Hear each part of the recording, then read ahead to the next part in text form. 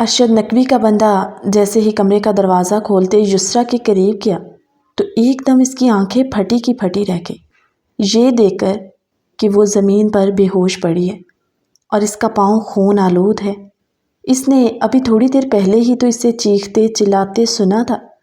خیر وہ ارشد نقوی کے ڈر سے یسریٰ کے منہ پر پانی کے چھینٹے مارتا رہا، مگر یسریٰ ہوش میں نہ آئی۔ وہ یسریٰ کو اسی حالت میں اٹھاتا ہوا گاڑی میں ڈال کر اپنے باقی ساتھیوں کو اشارہ کرتے ہوئے کہنے لگا، ہم لوگ فوراً نقوی ہاؤس جا رہے ہیں۔ لیکن جیسے ہی وہ ارشد نقوی کے گھر پہنچے، وہاں پولیس کی بھاری نفری دیکھ کر ایک پل کے لیے چونک بھی گئے، مگر اب واپسی کا کوئی راستہ بھی نہیں تھا۔ اندر جا کر وہ سر جھکائے کھڑا ہو گیا۔ نقوی نے کہا، لڑکی کہاں ہے؟ سامنے ملک رافع کو دیکھ کر اس کے پسینے چھوٹ گئے۔ کہنے لگا، وہ صاحب جی گاڑی میں ہے لیکن وہ بے ہوش ہے، ہوش میں نہیں آ رہی۔ ملک رافع جو قدم پھیلانگتے ہوئے اس آدمی کے گریبان کو پکڑتے ہوئے کہنے لگا، کیا کیا ہے میری بیوی کے ساتھ؟ وہ کہنے لگا، ہم کچھ نہیں جانتے، لیکن جیسے ہی مجھے یہ حکم دیا گیا کہ یسریٰ کو لے کر ادھر پہنچو تو میں نے کمرے کا دروازہ کھولا۔ وہ سامنے بے ہوش تھی اور ان کے پاؤں سے بھی خون بہہ رہا تھا۔ ملک رافع اسے گریبان سے پکڑے زور سے زمین پر پٹکتا ہوا گاڑی کی طرف بھاگا۔ رافع جو سارا سامان اپنی کسٹڈی میں لے چکا تھا، اس نے گاڑی کا دروازہ کھولا تو یسریٰ بے ہوش گاڑی کی سیٹ پر پڑی تھی۔ اس کی گردن جو ایک جانب کو لڑکی ہوئی تھی اور اس کے پاؤں سے خون ٹپک رہا تھا، اور پاؤں میں جو کیل لگا تھا وہ ابھی تک اس کے پاؤں کے اندر ہی تھا۔ رافع تڑپ سا گیا یسریٰ کو دیکھتے ہوئے۔ اس نے جلدی سے اسے باہوں میں بھرا، اپنی گاڑی میں ڈالتے ہوئے اپنے گارڈز کو کہنے لگا کہ ہم لوگ فوراً ہاسپٹل جا رہے ہیں۔ پولیس کو وہ آرڈر دے گیا کہ آپ لوگ جانتے ہیں کہ کیا کرنا ہے۔ سردار شاہ زیب کی رافع کو راستے میں کال آئی۔ وہ پوچھنے لگے کہ رافع اتنی رات ہو گئی، کیا یسریٰ کا ابھی تک کچھ پتہ نہیں چلا؟ رافع کہنے لگا، انکل یسریٰ اس وقت میرے پاس ہے، مگر اس کی حالت کافی خراب ہے، میں اسے لے کر ہاسپٹل پہنچ رہا ہوں۔ سردار شاہ زیب بولے، میری بیٹی ٹھیک تو ہے؟ رافع اس وقت اپنے ہوش و حواس کھو بیٹھا تھا اور وہ فون کال پر رونے لگا۔ جب سردار شاہ زیب کہنے لگے کہ میں فوراً ہاسپٹل پہنچتا ہوں، رافع ہاسپٹل پہنچا تو اس کے آگے پیچھے سیکیورٹی گارڈز نے اس کو گھیراؤ میں لیتے ہوئے ہاسپٹل کے اندر تک اسے لے کر گئے۔ یسریٰ رافع کی باہوں میں تھی، اس نے اسے گود میں اٹھایا ہوا تھا اور بالکل ایک سائیڈ کو اس کی گردن لڑکی ہوئی بے ہوش تھی۔ جب رافع فوراً سے ڈاکٹر سے کہنے لگا، ڈاکٹر صاحبہ پلیز کچھ بھی کر کے میری بیوی کو بچا لیجیے، اسے کچھ نہیں ہونا چاہیے۔ وہ بولی، ملک صاحب آپ حوصلہ رکھیے، ہم لوگ اپنی پوری کوشش کرتے ہیں۔ یسریٰ کو فوری ایمرجنسی میں ایڈمٹ کیا گیا۔ جب ڈاکٹر باہر آئی اور رافع ملک بے چینی کے عالم میں ادھر ادھر کا چکر کاٹ رہا تھا، وہ کہنے لگی، ملک صاحب دکھنے میں تو آپ کافی اچھے انسان لگتے ہیں، لیکن اس حالت میں بیوی کا یہ حال کیا ہوا؟ وہ بولا، کیا مطلب کیا ہوا؟ ڈاکٹر کہنے لگی، شی از پریگننٹ۔ وہ پریگننٹ تھی اور ان کے پیٹ میں جس قدر زور سے چوٹ آئی ہے، اس کی وجہ سے وہ اپنا بچہ کھو چکی ہیں، اور ہم لوگ ابھی کچھ نہیں کہہ سکتے کہ یسریٰ کی طبیعت کیسی ہے۔ ملک رافع جو پورے وجود کے ساتھ زمین بوس ہوا تھا، وہ گھٹنوں کے بل زمین پر وہیں گر گیا۔ اتنی دیر میں سردار شاہ زیب اور یسریٰ کی والدہ جو ہاسپٹل پہنچ گئے۔ ملک محی الدین اور شبانہ بیگم بھی، جنہوں نے رافع کی یہ حالت دیکھ کر فوراً سے اسے سنبھالا اور کہنے لگے، رافع کیا ہوا یسریٰ کو؟ وہ ٹھیک تو ہے؟ مگر رافع کی زبان ایسی تھی جیسے چپ کا تالا لگ گیا ہو۔ جب سردار شاہ زیب نے بھاگتے ہوئے خود ڈاکٹر سے پوچھا کہ ڈاکٹر صاحبہ میری بیٹی کیسی ہے، وہ جلد بازی میں جلدی سے آپریشن تھیٹر کے اندر چلی گئی اور کہنے لگی، ابھی ہم کسی بات کا کوئی جواب نہیں دے سکتی۔ سردار شاہ زیب جس کی اکلوتی بیٹی تھی اور وہ پیچھے ہاتھ باندھے ہوئے دیوار کے ساتھ لگ گئے۔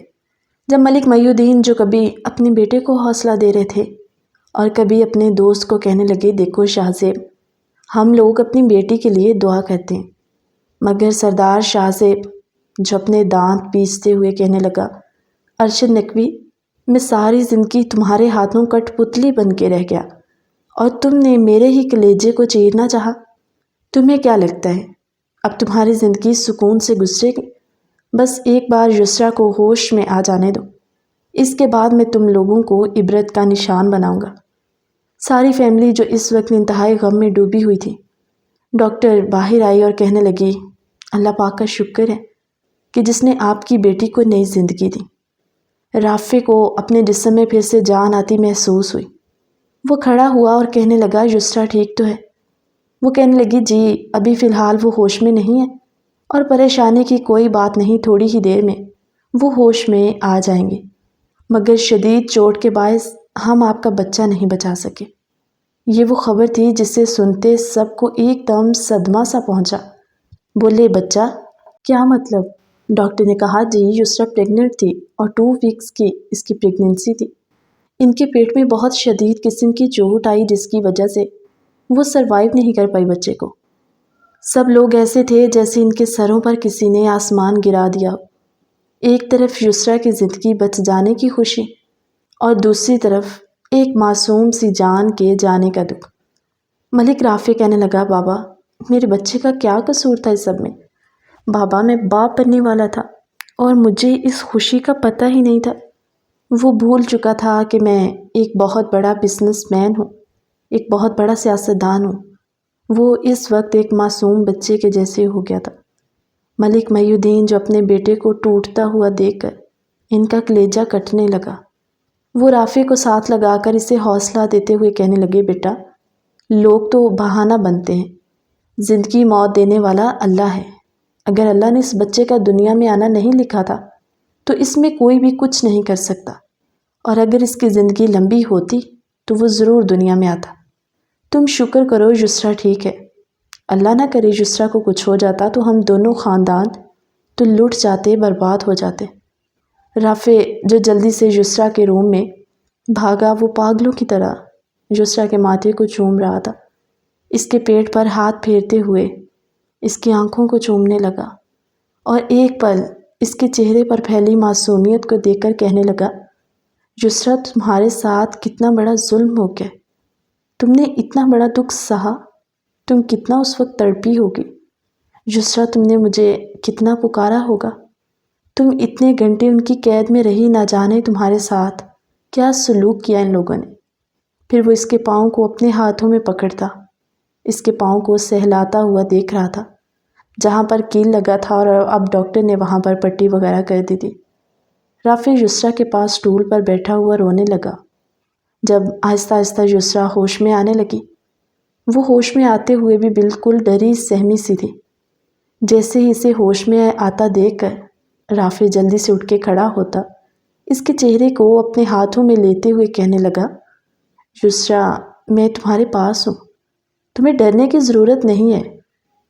کہنے لگی، رافع شکر ہے آپ میرے پاس ہیں، ورنہ نہ جانے وہ لوگ جو ابھی اس بات سے بے خبر تھی کہ وہ کیا کھو چکی ہے۔ کہنے لگی، رافع مجھے ہاسپٹل میں بیڈ پر کیوں لٹایا؟ اس نے جلدی سے اٹھنے کی کوشش کی، مگر ابھی اس کی حالت ایسی نہیں تھی کہ وہ یوں خود سے اٹھ کر چلتی پھرتی۔ اسے شدید قسم کا درد محسوس ہوا اور وہ پھر وہیں لیٹ گئی۔ کہنے لگی، رافع مجھ سے اٹھا بھی نہیں جا رہا۔ رافع کی آنکھوں سے آنسو بہہ رہے تھے، اس کے منہ سے ایک لفظ نہیں نکل رہا تھا کہ وہ کس منہ سے اور کس حوصلے سے یسریٰ سے یہ کہے کہ یسریٰ ہم اپنا بیبی کھو چکے ہیں۔ وہ بس بار بار اس کے ہاتھوں کو، اس کے منہ کو چوم رہا تھا۔ اتنی دیر میں باقی سب لوگ بھی اندر آ چکے تھے، اور سردار شاہ زیب، یسریٰ کی والدہ، رافع کے والدین، جو سب اس کے ارد گرد کھڑے تھے، اور یسریٰ کو ہوش میں آتا دیکھ کر ان سب نے شکر کا کلمہ پڑھا کہ شکر ہے اللہ تعالیٰ نے ان کی بیٹی کی زندگی بخش دی اور وہ صحیح سلامت ان کے سامنے ہے۔ مگر ابھی یہ قیامت کم تھی جو ڈاکٹر نے دوسری خبر ان کو دیتے ہوئے مزید صدمے کے کنویں میں دھکیل دیا۔ جب یسریٰ کو ہاسپٹل سے ڈسچارج کیا گیا اور رافع اور وہ لوگ ابھی ڈاکٹر کے پاس بیٹھے تھے، پوچھ رہے تھے کہ کیا میڈیسنز اور پرہیز وغیرہ سب کچھ، جب ڈاکٹر نے کہا کہ رافع صاحب ایک اور بری خبر ہے آپ لوگوں کے لیے، اور اس میں کسی کا بھی کوئی قصور نہیں ہے۔ رافع بولا، اس سے بری خبر اور کیا ہوگی، میں اپنا بچہ کھو چکا ہوں۔ جب وہ کہنے لگی کہ یہ کچھ میڈیسنز ہیں جو آپ نے اپنی بیوی کو ریگولر کھلانی ہے، کیونکہ شاید وہ اب کبھی ماں نہ بن سکے۔ رافع کے چہرے کے رنگ یوں اڑے کہ وہ اپنے کانوں سنی بات پر یقین نہ کر پایا۔ کہنے لگا، ڈاکٹر ایسا کیسے ہو سکتا ہے؟ یوں اچانک ہماری زندگی یکسر کیسے بدل سکتی ہے؟ ڈاکٹر کہنے لگی، سم ٹائم ایسا بھی ہوتا ہے کہ ایسی صورتحال میں بھی اللہ پاک اپنے معجزات کر دیتا ہے، اور اگر یہ میڈیسن ان کو ریگولر کھلاتے رہے تو وہ دوبارہ کنسیو کر سکتی ہیں، مگر باقاعدہ ان کا علاج کروانا ہوگا۔ رافع اپنا سر پکڑ کر بیٹھ گیا جب اس کی والدہ رافع کو ساتھ لگاتے اس کے سر پہ چومتے کہنے لگی، رافع بیٹا، ہماری خوشیوں کو کس کی نظر لگ گئی ہے؟ میں نے تو ہر موڑ پہ تمہارا صدقہ خیرات دی تھی، اور آج تک تم نے کبھی کسی کے ساتھ زیادتی نہیں کی۔ وہ رافع کو ساتھ لگائے رونے لگی۔ جب یہ خبر یسریٰ کے والدین کو پتہ چلی تو ان کے لیے بھی کسی قیامت سے کم نہ تھا، مگر یسریٰ جو بھی ان سب باتوں سے انجان تھی، اسے گود میں اٹھائے ویل چیئر پر بٹھاتا ہوا باہر لے کر آیا، کیونکہ ڈاکٹر نے ابھی اسے مکمل بیڈ ریسٹ بتائی ہوئی تھی۔ سب لوگ یسریٰ کو لیے ملک ہاؤس پہنچ گئے تھے۔ رافع اسے سہارا دیتے ہوئے گھر کے اندر داخل ہوا۔ جب وہ کہنے لگی، مجھ سے چلا بھی نہیں جا رہا، رافع نے اسے اٹھاتے ہوئے کمرے میں لے جا کر بیڈ پر لٹایا۔ کہنے لگی، مگر جب تک مجھے یاد ہے مجھے بس اپنے پاؤں میں لگا ہوا کیل یاد ہے، اور پھر میں پیٹ کے بل وہاں ایک پتھر پر گر گئی تھی۔ اس کے بعد میں نہیں جانتی میرے ساتھ کیا ہوا، کیونکہ گرتے ہی میرے پیٹ میں اتنا شدید درد ہوا تھا نا رافع، وہ مجھ سے برداشت نہیں ہو رہا تھا، اور اس درد کو برداشت نہ کرتے میں بے ہوش ہو گئی۔ رافع نے آگے بڑھتے ہوئے اسے اپنے گلے سے لگایا، کہنے لگا، پلیز یسریٰ، پلیز خاموش ہو جاؤ۔ اس وقت جتنی میں اذیت میں ہوں نا، اس کا اندازہ تم نہیں لگا سکتی۔ وہ کہنے لگی، ڈاکٹرز نے آپ سے کیا کہا جو آپ اتنے پریشان ہیں؟ پلیز رافع، خدا کے لیے مجھ سے چھپائیں مت، کیا ہوا ہے؟ وہ اپنے پیٹ پر ہاتھ لگاتے ہوئے کہنے لگی، اور یہ سب کیا ہے؟ رافع کہنے لگا، تمہاری ایسی حالت نہیں ہے کہ تمہیں ابھی کوئی صدمہ دیا جائے۔ اس کا مطلب رافع کوئی بڑی بات ہے؟ رافع، آپ کو میری قسم ہے، پلیز بتائیے۔ کہنے لگا، اس کے لیے تمہیں بہت بڑا حوصلہ چاہیے یسریٰ۔ تمہیں پتہ ہے ہمارے گھر میں چھوٹا سا ننھا سا مہمان آنے والا تھا۔ اس کی آنکھوں میں ایک چمک سی ابھرتے ہی مانند پڑ گئی۔ وہ اپنے پیٹ کو اپنے دونوں ہاتھوں میں پکڑ کر محسوس کرتے ہوئے بولی، رافع، کہیں ایسا تو نہیں کہ میں نے اپنا بچہ کھو دیا؟ رافع اس کے ماتھے کے ساتھ اپنا ماتھا لگاتے ہوئے کہنے لگا، ہاں یسریٰ۔ یہ کہتے ہی اس کی ہمت اس کا ساتھ چھوڑ گئی اور وہ رونے لگا اور کہنے لگا، یسریٰ، یہ ہماری بدقسمتی ہے یا پھر شاید اللہ کی طرف سے کوئی آزمائش ہے۔ ہم نے سوچا بھی نہیں تھا کہ ہمیں یہ سب تب پتہ چلے گا جب ہمارا بچہ ہمارے پاس نہیں رہے گا۔ کہنے لگا، ایک اور بھی بات ہے جس کے پہلے آنسو ابھی تھمے نہیں تھے۔ کہنے لگی، پلیز مجھ سے کوئی بھی بات چھپانے کی ضرورت نہیں ہے، آپ ہر بات مجھے بتائیں۔ جب رافع اس کے ہاتھوں کو اپنے ہاتھوں میں لیے ہوئے کہنے لگا، ڈاکٹرز نے کہا ہے کہ شاید تم اب کبھی ماں نہ بن سکو، اور یہ بھی ہو سکتا ہے کہ تم ماں بن جاؤ، اللہ معجزہ کر دے، اور ساتھ میں تمہیں میڈیسنز وغیرہ سب کچھ کھانا پڑے گا۔ اگر پراپر علاج کرواتے رہے تو ڈاکٹر نے کہا یہ بہت حد تک چانسز ہے کہ تم دوبارہ کنسیو کر جاؤ۔ یسریٰ ایسے ہو گئی جیسے کوئی مجسمہ بیٹھا ہو۔ وہ تو اپنی زندگی کی خوشیاں دیکھ کر بھول گئی تھی کہ زندگی میں کوئی غم بھی ہوتا ہے، اور جب غم آئے تو وہ خوشیوں سے بیتے ہوئے پلوں کو ایسے حسرت کے ساتھ یاد کرتی جیسے وہ بس ایک سہانا سا خواب تھا جو ٹوٹ چکا ہے۔ کہنے لگی، رافع، اگر میں ساری زندگی ماں نہ بنی تو آپ کا تو اس میں کوئی قصور نہیں، کیا آپ دوسری شادی کریں گے؟ وہ یسریٰ کو غصے سے دیکھتے ہوئے اپنی باہوں میں بیچتے ہوئے بولا، پاگل ہو تم؟ اگر اللہ نے ہماری قسمت میں اولاد لکھی ہوئی تو وہ تم سے ہی ہوگی، سوچنا بھی مت کبھی ایسا، اور اب کسی قسم کا سٹریس لینے کی ضرورت نہیں ہے، سب کچھ ایک برا خواب سمجھ کر بھول جاؤ۔ تھوڑی دیر بعد شبانہ بیگم نے یسریٰ کے لیے یخنی وغیرہ بنا کر بھجوائی۔ ملازمہ جیسے کمرے میں دینے آئی تو رافع نے اسے کہا کہ تم ادھر رکھ کے جاؤ۔ وہ یسریٰ کو تکیے کے ساتھ ٹیک لگائے بٹھاتا ہوا کہنے لگا، منہ کھولو۔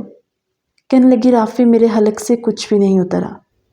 کہنے لگا میری خاطر پلیز، ہمارے آنے والے کل کو خوبصورت بنانے کے لیے تمہیں اپنا خیال رکھنا ہوگا، اور زندگی میں بہت سارے حادثات ایسے ہوتے ہیں جو قبول کرنا ہمارے لیے آسان نہیں ہوتے۔ تمہیں نہیں پتہ میں نے کس طرح خود کو سمیٹا ہے، اس صدمے سے کیسے میں خود کو باہر نکال رہا ہوں، اور اس وقت تمہیں میری ہمت بننا ہے نہ کہ میری کمزوری۔ یسریٰ کو سمجھاتے ہوئے وہ اسے یخنی پلاتا ہوئے کہنے لگا یہ ہوئی نا بات، اور اب تمہاری میڈیسن کا ٹائم ہے، اور سنو میں تمہاری میڈیسن تمہیں خود ٹائم پر کھلاؤں گا، کیونکہ کسی قسم کا رسک میں افورڈ نہیں کر سکتا تمہارے بارے میں۔ پوری رات ان کی ایسے ہی بیت گئی۔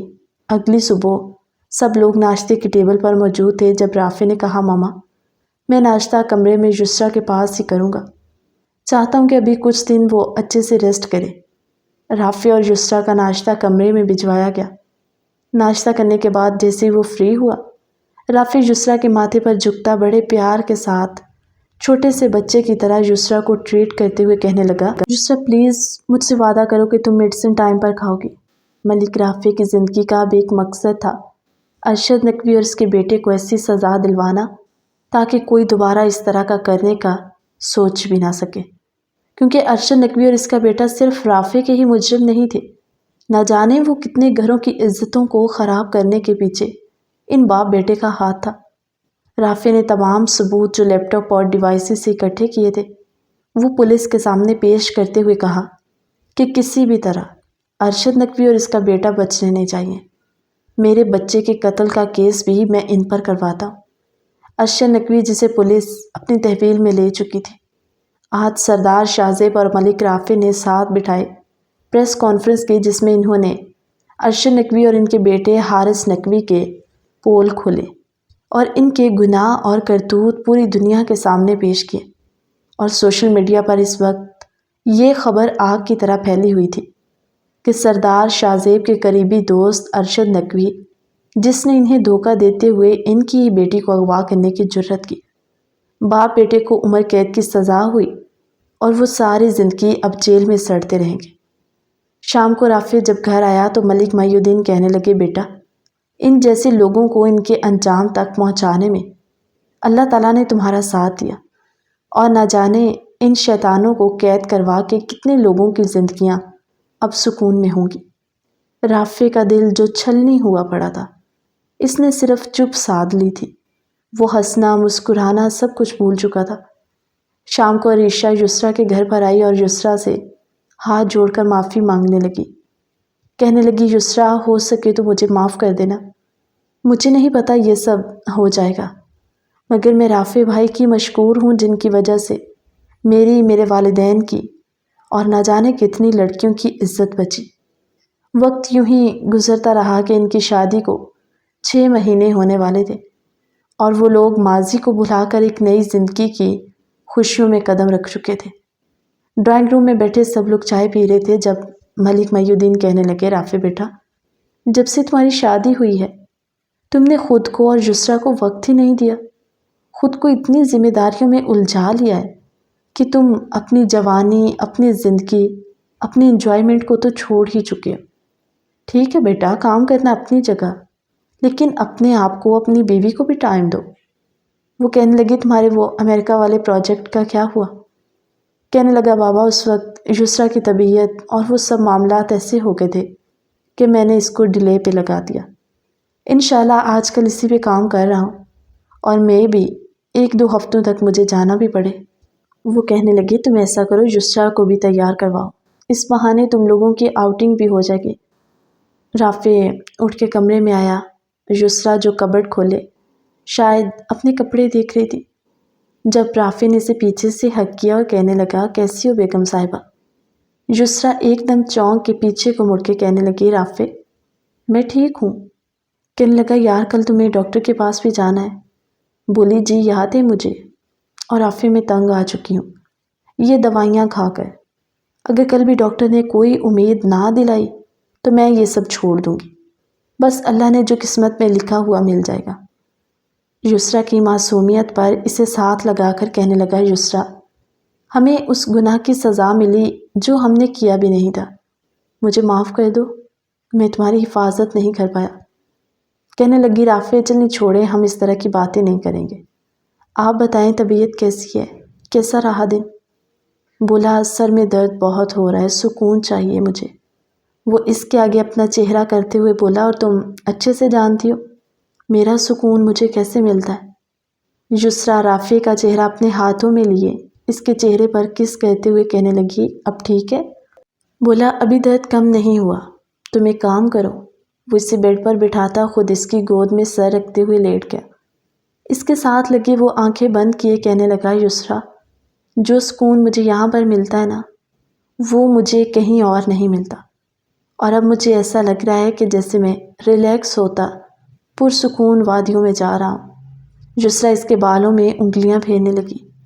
وہ خاموشی سے بیڈ گراؤنڈ کے ساتھ ٹیک لگائے سوچوں میں گم تھے، جب رافع نے آنکھیں کھولی اور یسریٰ کی طرف دیکھتے ہوئے کہنے لگا میری جان کیا سوچ رہی ہے؟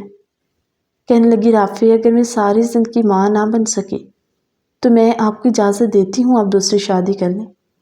وہ ایک جھٹکے میں اٹھتا یسریٰ کو نیچے لٹا کر اس کے اوپر جھکتا ہوا کہنے لگا تمہیں کیا لگتا ہے میری زندگی میں تمہارے علاوہ کسی اور کی گنجائش ہے؟ میں کسی اور کو اپنے نکاح میں لانا تو بہت دور کی بات ہے، سوچ بھی نہیں سکتا کہ یوں میں کسی اور عورت کو قبول کر سکتا ہوں۔ تم میری زندگی میں آنے والی پہلی اور آخری لڑکی ہو، اور انشاءاللہ ہم لوگ صبر رکھیں گے اور اللہ پہ یقین، کیونکہ نا امیدی انسان کے اندر ایسے وسوسے ڈالتی ہے۔ اور تمہیں پتہ ہے مجھے تو پورا یقین ہے کہ ہمارے بہت پیارے سے بچے ہوں گے۔ یسریٰ مسکرائی اور وہ اس کے گالوں پر جھکتا ہوا کہنے لگا بس یہی مسکراہٹ مجھے ہمیشہ تمہارے چہرے پر چاہیے۔ پھر شرارتی سے انداز میں کہنے لگا مگر بچے ایسے تو نہیں ہو جائیں گے نا، ان کے لیے ہمیں پراپر تیاری بھی تو کرنی ہوگی۔ یسریٰ شرماتے ہوئے آنکھیں جھکا گئے۔ صبح وہ لوگ ڈاکٹر کے پاس گئے چیک اپ کروانے کے لیے۔ جب ڈاکٹر نے کہا کہ مسز ملک کیا آپ اپنی میڈیسن ٹائم پر لے رہی ہیں؟ یسریٰ منہ بناتے ہوئے کہنے لگی ڈاکٹر صاحبہ روٹی کھانا تو بھول جاتی ہوں مگر دوائیاں نہیں۔ وہ رافع کی طرف دیکھ کر مسکرائی، کہنے لگی میرے شوہر مجھے 15 سے 20 دفعہ میڈیسن کا یاد کرواتے۔ ڈاکٹر مسکرائی اور کہنے لگی اس طرح کے ہسبینڈ ہر کسی کو تھوڑی ملتے۔ وہ رافع کی طرف دیکھ کر مسکرائی، وہ جو اس کی طرف مسلسل دیکھ رہا تھا۔ ڈاکٹر پھر یسریٰ سے کہنے لگی آپ دوسرے روم میں آئیے، الٹرا ساؤنڈ کرنا ہوگا۔ ڈاکٹر نے جب الٹرا ساؤنڈ کیا تو کہنے لگی ماشاءاللہ سے کافی امپروومنٹ نظر آ رہی ہے، اور انشاءاللہ آپ امید مت کھوئیے، کیونکہ جس طرح میڈیسنز کے ساتھ آپ میں امپروومنٹ آ رہی ہے نا وہ دن دور نہیں جب آپ کو اللہ تعالیٰ یہ خوشخبری دے گا۔ یسریٰ کے چہرے پر بھی ایک اطمینان کسی لہر دوڑی۔ باہر آئے تو یسریٰ کے چہرے پر مسکراہٹ دیکھ کر رافع کو بھی سکون آیا۔ ہاسپٹل سے نکلتے ہوئے یسریٰ رافع سے کہنے لگی کیا ہم بابا کی طرف تھوڑی دیر جا سکتے ہیں؟ رافع کہنے لگا تو اس میں یوں بیچارے بننے والی کیا ضرورت ہے، تم مجھے آرڈر دو کہ مجھے ابھی اپنے میکے جانا ہے اور میں حکم بجا لاتا فوراً کہوں گا جو حکم مسز رافع۔ اسے اپنے ساتھ لگائے اس کے سر کو سہلانے لگا۔ وہ گاڑی کی پچھلی سیٹ پر بیٹھی تھی اور ڈرائیور ان کی گاڑی کو ڈرائیو کر رہا تھا۔ یسریٰ آج کافی دنوں بعد اپنے گھر گئی تھی۔ جیسے رافع کی گاڑیاں خان ہاؤس کے باہر رکی تو گارڈ نے بھاگتے ہوئے گیٹ کھولا۔ یسریٰ اور رافع کو اچانک دیکھ کر خانم بھی دور سے ہی کہنے لگی ارے ماشاءاللہ میرے بچے، پتہ ہے یسریٰ کتنا تم لوگوں کو یاد کر رہی تھی، اور دیکھو گھر کیسے سونا سا پڑا ہے، سب لوگ اپنے اپنے کاموں میں مصروف ہیں، اور تمہاری دادو سارا دن تمہیں یاد کرتی بور ہوتی ہے۔ اور ان سے ملتے کہنے لگی دادو اسی لیے تو میں آپ سے ملنے آ گئی ہوں۔ سردار شاہ زیب جو اس وقت گھر پر نہیں تھے، یسریٰ نے کال کی اور کہنے لگی بابا میں گھر آئی ہوں اور آپ گھر پہ نہیں ہیں۔ پتہ ہے آپ گھر نہیں ہیں تو ایسے لگ رہا ہے جیسے گھر میں کوئی ہے ہی نہیں۔ سردار شاہ زیب بولے میرا بیٹا انتظار کرے، میں ابھی آ رہا ہوں۔ سردار شاہ زیب جو اپنا ہر کام کلوز کرتے ہوئے گھر پہنچ گئے۔ رافع اور یسریٰ جو خان حویلی سے نکلے اور گھر پہنچے۔ خیر وقت یوں ہی گزرتا رہا اور آج رات ان کی شادی کی اینیورسری تھی۔ رافع جو یسریٰ کے لیے گجرے لے کر آیا تھا اور اس نے وہ گجرے دراز میں رکھ دیے۔ اس نے پورا روم ڈیکوریٹ کیا ہوا تھا، اور رات کے 12 بجے وہ یسریٰ کو کمرے میں لے جاتا ہوا کہنے لگا ہیپی اینیورسری۔ بولی رافع میں تو بھول ہی گئی تھی کہنے لگا آپ بھول گئی تھی نا، لیکن میں نہیں، یہ تو تمہارے لیے سرپرائز ہے، باقی ہم کل فیملی کے ساتھ سیلیبریٹ کریں گے۔ رافی نے کہا چلو ہم کیک کٹ کرتے ہیں۔ رافی نے کیک کٹ کر کے جب یسریٰ کے منہ کو لگایا تو یسریٰ کو کیک کھاتے ہوئے عجیب بھاری پن سا محسوس ہوا۔ کہنے لگا یسریٰ یو اوکے؟ کہنے لگی پتہ نہیں، کیک کھانے کے بعد مجھے ایسا لگ رہا ہے جیسے میرا جی متلا رہا ہو۔ کہنے لگا تم نے کھانا کھایا تھا؟ بولی جی کھانا بھی کھایا اور میڈیسن بھی، پتہ نہیں طبیعت عجیب سی ہو رہی ہے۔ جب تھوڑی دیر بعد یسریٰ کو متلیاں شروع ہوئی، ان کی خوشیاں ادھوری رہ گئی۔ یسریٰ جو اس وقت بے جان ہوتی آ کر بیڈ پر گری۔ رافی سے پانی پلاتا کہنے لگا اب کیسی طبیعت ہے؟ وہ ہلکی سی آنکھیں کھولے مسکرائی اور رافی کی طرف دیکھ کر بولی رافی آپ کا سارا پلان خراب ہو گیا میری طبیعت کی وجہ سے۔ بولا پاگل ہو تم، میرے لیے سب سے اہم تم اور تمہاری صحت ہے۔ رافی دراز سے گجرے نکالتا ہوئے اسے پہناتے ہوئے کہنے لگا آئی لو یو یسریٰ۔ وہ کہنے لگی یہ کب لے کر آئے؟ بولا جب باقی ساری تیاری کی تھی تب۔ بولی تھینک یو سو مچ، مگر میں نے تو آپ کے لیے کچھ بھی نہیں لیا۔ کہنے لگا بس تم میری زندگی میں ہو نا، اس سے بڑھ کے مجھے اور کچھ چاہیے بھی نہیں۔ صبح ہوئی تو یسریٰ کو پھر اپنی طبیعت خراب ہوتی محسوس ہوئی۔ ناشتے کے ٹیبل پر بھی اس کی طبیعت کافی خراب سی تھی۔ جب رافی کہنے لگا مما لگتا ہے ڈاکٹرز نے جو اس کی میڈیسنز چینج کی ہیں اس کی وجہ سے شاید وہ میڈیسنز یسریٰ کو سوٹ نہیں کر رہی۔ شبانہ بیگم بولی ایک دفعہ اس کا چیک اپ کروا لو اور ڈاکٹرز کو ساری ڈیٹیلز بتا دینا۔ تھوڑی دیر تک رافی یسریٰ کے ساتھ ڈاکٹر کے کلینک پر پہنچا۔ جب ڈاکٹر کو ساری صورتحال بتائی تو ڈاکٹر نے یسریٰ کے کچھ ٹیسٹ کروائے، لیکن الٹرا ساؤنڈ میں انہیں جو خبر ملی وہ خوشی سے کہنے لگی مسز ملک باہر آئیں۔ ڈاکٹر نے سوچا کہ دونوں کو ایک ساتھ ہی گڈ نیوز دی جائے۔ رافی کہنے لگا تو کیا میڈیسنز چینج کرنی پڑیں گی؟ ڈاکٹر کہنے لگی نہیں ملک صاحب، اب دوائیاں کھانے کا کوئی فائدہ نہیں۔ ڈاکٹر نے تھوڑا سا منہ سیریس کر کے کہا کہ جب دونوں کے رنگ اڑ گئے۔ کہنے لگی کیا مطلب؟ آپ تو کہہ رہی تھی کافی امپروومنٹ ہو رہی ہے، تو پھر اب دوائیوں کی کیوں ضرورت نہیں؟ وہ کہنے لگی کیونکہ ان دوائیوں کا کوئی فائدہ ہی نہیں کھانے کا۔ یسریٰ جو معصوم سا چہرہ بنا کر کہنے لگی ڈاکٹر صاحبہ کیا میں کبھی ماں نہیں بن سکتی؟ ڈاکٹر جس نے بامشکل اپنی ہنسی روکی تھی وہ مسکرائی اور کہنے لگی آپ لوگوں کے لیے گڈ نیوز ہے۔ رافی جو اپنی کرسی سے اٹھتا ہوا کہنے لگا جلدی بتائیے ڈاکٹر صاحبہ، مجھ سے اور صبر نہیں ہو رہا۔ ڈاکٹر بولی شی از پریگننٹ۔ رافی جو اپنا چہرہ ہاتھوں میں لیے رو پڑا۔ یسریٰ کی آنکھوں سے بھی آنسو چل پڑے۔ رافی یسریٰ کو اپنے ساتھ لگا کر اس کے چہرے پر چومتا ہوا کہنے لگا یسریٰ جب انسان اللہ سے امید رکھتا ہے نا اور پکا یقین رکھتا ہے تو پھر اللہ بھی اپنے بندوں کو مایوس نہیں لوٹاتا، اور شکر ہے اللہ پاک کا جس نے ہماری آزمائش کو زیادہ لمبا نہیں کیا، اور دیکھو ہماری اینیورسری کا سب سے بیسٹ گفٹ جو اللہ کی طرف سے ہمیں ملا، اس سے بڑھ کے مجھے اور کچھ چاہیے ہی نہیں۔ ڈاکٹر نے ان کو مبارکباد دی اور کچھ سپلیمنٹس اور ساری احتیاط بتاتے ہوئے کہا فکر والی اب کوئی بات نہیں، مگر خیال ان کا بہت ضروری رکھنا ہے کیونکہ یہ کسی معجزے سے کم نہیں۔ رافی یسریٰ کے ساتھ گاڑی میں بیٹھتا ہوا کہنے لگا آج کے بعد تم کہیں پر بھی اکیلی جانے کا سوچنا بھی مت، اور میں زیادہ سے زیادہ کوشش کروں گا تمہارے ساتھ وقت گزارنے کی۔ وہ گھر پہنچے جب یہ خبر ملک ہاؤس میں سب کو ملی تو سب کی خوشیوں کا جیسے کوئی ٹھکانہ ہی نہ رہا۔ شام کو اینیورسری کا فنکشن تھا جس پر سب لوگوں کو انوائٹ کیا گیا تھا۔